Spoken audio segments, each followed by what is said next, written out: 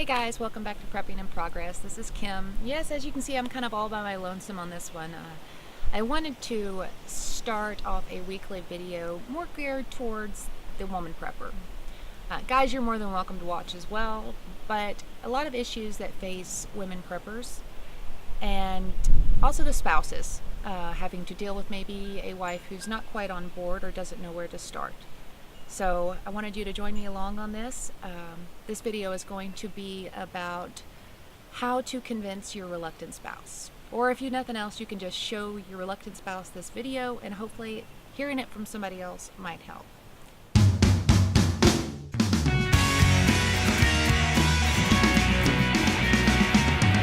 There are a number of reasons why your spouse could be reluctant to get into the prepping lifestyle. And it is a lifestyle because it's a lot that goes into it. It could be overwhelming. A lot of them could feel maybe that they're not financially stable enough to be preparing for the future. You may be living paycheck to paycheck. Whatever it may be, it could be as simple as they don't see a real need or reason for it. First of all, even if your spouse is not on board, preparedness should be on everybody's mind. So even if one spouse is not on board, find a way to continue to grow your preps. I know that sounds like you're stabbing. Don't do it behind their backs. Don't sneak money out of the finances. Do it right in front of them. Show that you're doing it right in front of them. And saying, this is how I feel. This is what I need to do to make sure I protect my family. Whether it's the female or the male, whichever one is not on board, make sure you're completely upfront and open. I'm going to give you a little scenario of before I was really into preparedness. We were out on a camping trip. That's one thing I've absolutely loved doing, is going on camping trips with my family. But not being the best at timing, I went on a weekend where I didn't realize a very large storm was rolling in. We had set up camp, we had started enjoying our evening, and a huge storm rolled in. I was very much scared our tents would get rolled into the lake. I was scared of trees falling. A few trees did fall. One actually fell on a campsite that we had almost picked right across where our tents would have been. That scared me to death. But we made a dash for the vehicles, and we're sitting there, and my kids hadn't eaten dinner. I was completely freaking out. I knew Steve had brought his go bag with him. He took it everywhere, but it was before I had one or the kids had one. And I was just in tears. My poor kids' trip was ruined.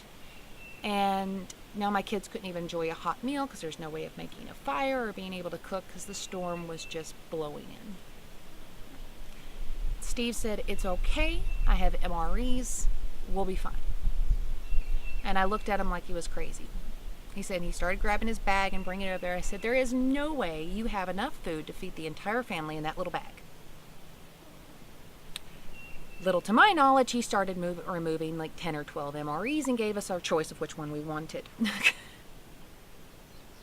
He's smiling at me now on that memory. He loves that memory because it really showed me. I knew he was preparing. I knew this was the kind of lifestyle he had. It was right in front of my face, but I wasn't on board. But in that scenario, my kids needed something. And as their mom, I couldn't provide it. As their mom, I usually cooked the meals. I took care of my kids. I was a stay-at-home mom for years. My kids were always my responsibility. And in that moment, I felt very helpless that I could not take care of my kids. And it's something as simple as giving them a hot meal. Because of Steve's preparedness, because he had thought ahead to having some sort of backup to our plans for the weekend, we were able to enjoy maybe not the most tasty, but definitely a hot meal right there in the car with a storm raging outside. That scenario really hit home for me. I had been considering getting into the prepping lifestyle. Steve had been doing it, like I said, for years. But that really, when it started affecting my children, where we had no way of going anywhere because there was trees across the road, we couldn't leave.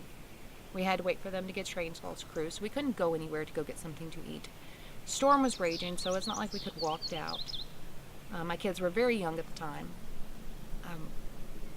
It was just an all-around very scary scenario for the unprepared.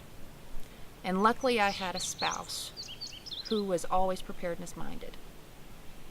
And it gave me an aspiration to move forward, that's who I wanted to be. I wanted to be that person for my kids. I wanted to be that person that could be relied upon to have a plan, to have a backup plan in case of something happening. Something as simple as your camping trip being ruined, or as big as a tornado rolling through your town, or a power outage. Other times, we've mentioned in other videos, I don't know if it was my pantry video, I can put it up top, that I talked about our refrigerator going out Christmas weekend.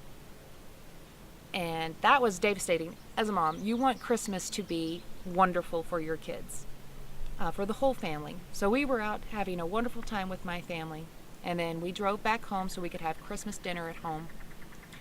Get home, and our refrigerator had spoiled over the weekend, or gone out, and everything had spoiled inside of it. And I was shocked, because there went the ham, there went the mashed, all this ingredients for the mashed potatoes and this and that. And I got overwhelmed for a second. And then I had remembered, I learned from Steve.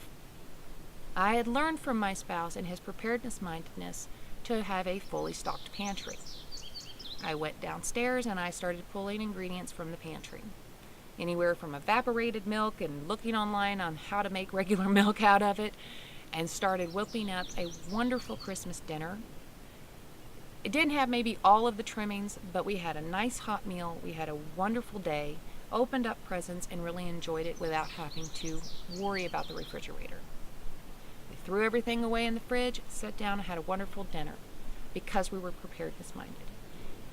It doesn't have to necessarily be the end of the world for you to need your preps. As a mom, as a spouse, having these things set aside for everyday disasters, everyday inconveniences, has been a huge change in my life and in my lifestyle. Somebody comes over, they need something, it's down in the pantry. It's taken care of. If we don't have that exact thing, I'm pretty sure we can whip it up with something we have down there. It is a way of having a security blanket almost. My kids are not going to go hungry. I'm never going to have to worry about looking in my kids' eyes for any reason, whether it's a 3-day power outage and you can't get to the store. My kids are not going to go hungry. That's first and foremost. That's my utmost priority. If it was just me and Steve by ourselves, I probably wouldn't be so worried. But I have kids to worry about. And if you do too, it should be a top priority for yourself to make sure that your kids are taken care of at all times. Now, if you don't have kids, you know that you and your spouse are there for each other. When they are talking about wanting to be prepared, they are wanting to take care of you. They are wanting to make sure you are protected. That is their job. Support them in that, because that is a wonderful endeavor. If you're worried about the finances, talk to them about the finances. Maybe y'all can work something out to a simple budget. Wonderful people out there have put out videos. NWA Prepper will put out wonderful videos of $20 preps.